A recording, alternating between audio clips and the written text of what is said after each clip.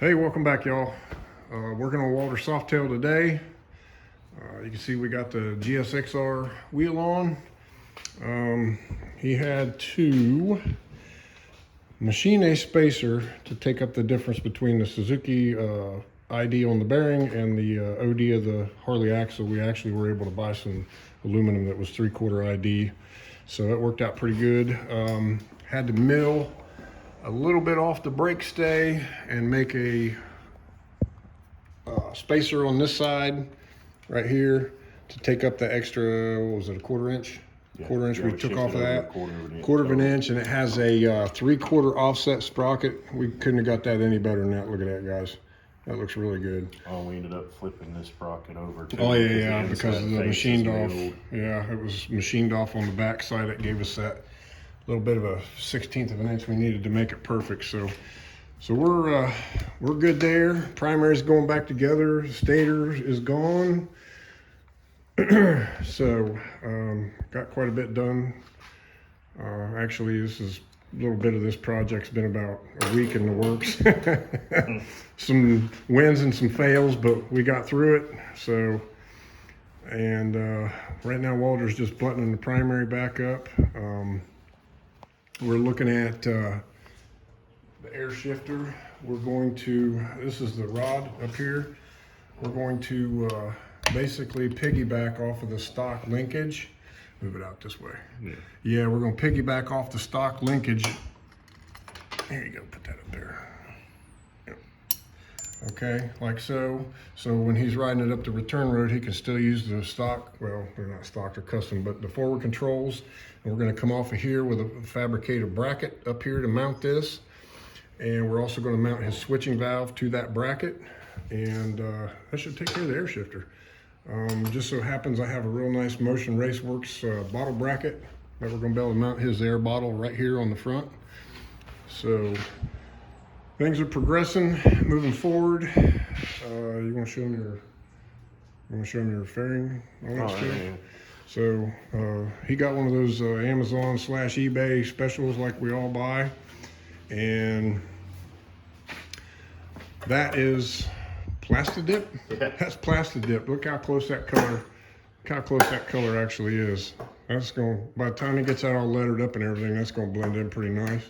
We got the little quick clamp so I can just quick on and off if I need to access anything. I don't have to completely strip it off. I can just pop all four off, boom, pops right off. Yeah, that's nice. That fits us. I end up fabbing a dash to put up here to house the brain box for the air shifter, my pressure gauge, my shift light, probably my main switch also will go on that. That way tether? Everything's nice and tight up here. I think like we were talking about, I'm gonna do the tether.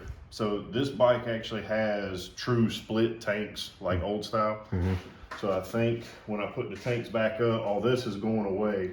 There's still gonna be a gap about yay big between the tanks. I think what I'm gonna do is just do, I think we had talked about diamond plate because I came into some of that. So I'm gonna do the dash and the tank dash with diamond plate. And I think instead of putting any switches or anything there, just in case I lean forward, anything like that happens, I don't want to hit any switches, gauges, nothing to mess anything up. Right. So I'm gonna leave all that up here on the dash behind the fairing.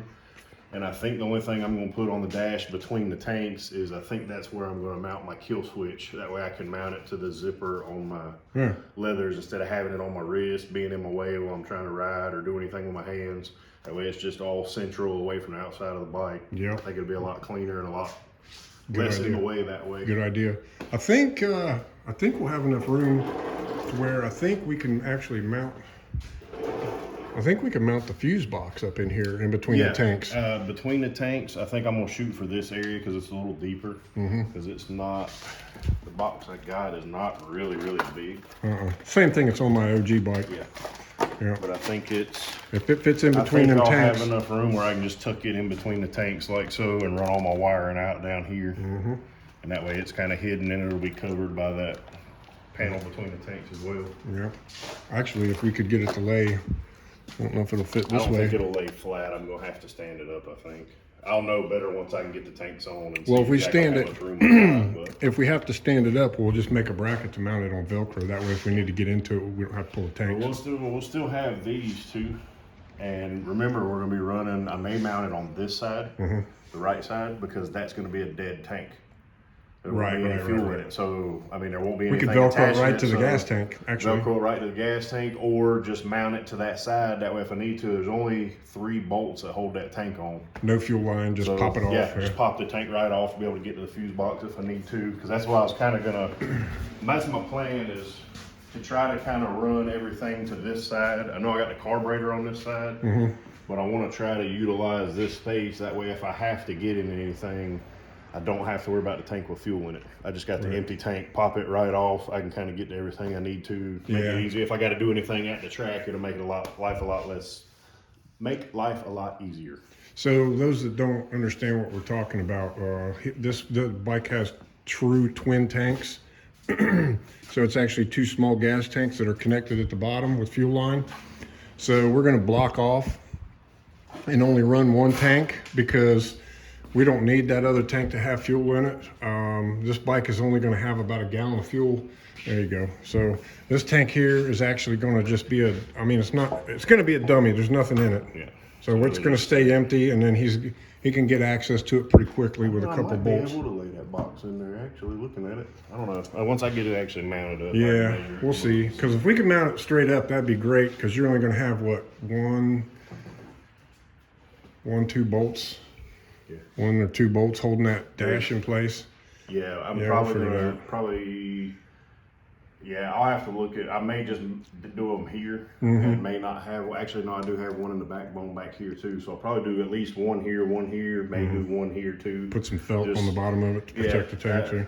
That's one of those things I'll just have to kind of go, as I fab it, I'll kind of have to see how I want to hook everything up. But I'm trying to keep in the back of my mind, if something happens at the track, the easiest way to get into everything with the least amount of tools, so we don't have stuff strewn out everywhere and making a big mess and taking a long time to get done. Taking a long time. We can get in there, figure out what we need to figure out, and we know either to call it a day or run and grab something or have something spare in the trailer or whatever. But trying to keep quickness in the back of my head too with some of this stuff too. So tell us about the carburetor. I mean, you got a new carburetor, right? Yes.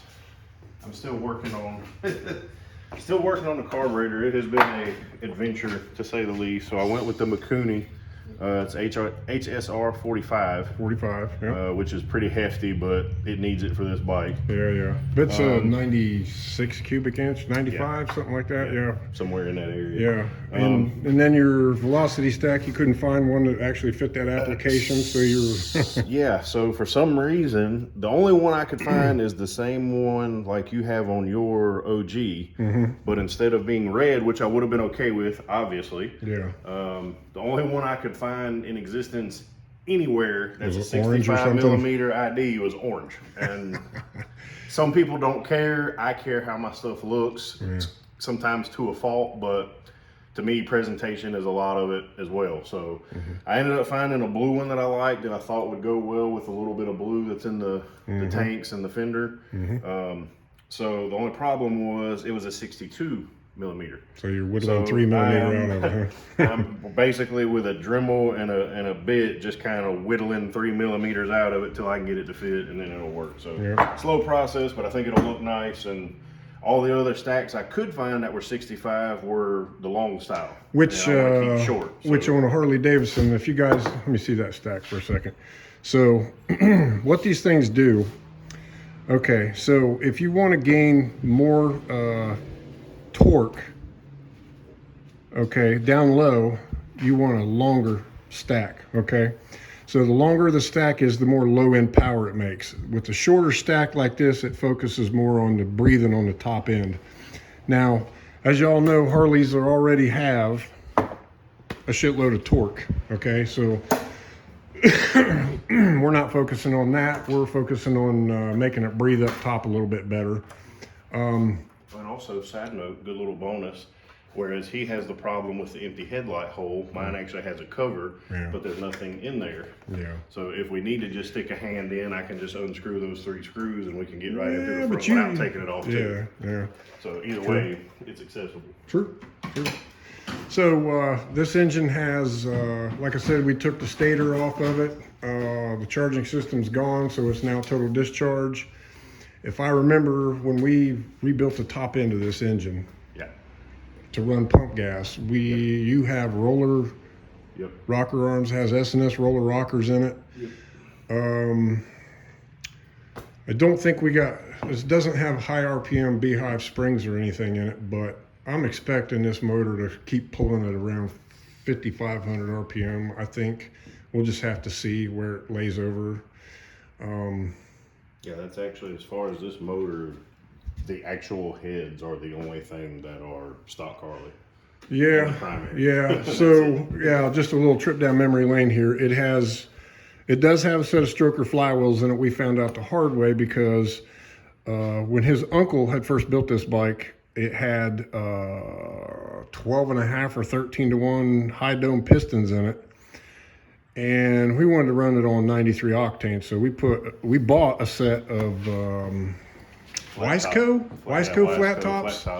And when we put them in, they were coming up out of the cylinder about yay far. So we found out the hard way, and according to the guy that his family bought it back from, it had stock flywheels in it, which it does not. It is definitely a stroker, and it's also a 3 5/8 bore. So it started life as an 80-inch motor. Between the stroke and the bore, it's around a 95 cubic inch motor. It actually, even with 9.5-to-1 pistons on pump gas, is quite lively. So down the road in the future, he does have the ported heads and the high compression pistons and that rowdy camshaft that was in it. So we're going to get this season under his belt, and then next winter we're going to put them the heads need a little bit of repair work on the guides and stuff, but we're going to put that go fast stuff back on there for him after he gets a year of experience and seat time. So that being said, we're getting pretty close. I think you've pretty much you're done with your purchases, right? Other than little odds and ends, bolts and stuff. Other than that, yeah, all the major stuff's bought. He's got a couple weeks should progress pretty rapidly. Yep, brand new Shinko hookup tire on there. Yeah, it's coming along pretty good. So I want to say thanks to you guys for watching. Show Walter some love here. Hit that like button. And if you haven't already, please consider subscribing. Thank you. Have a good day.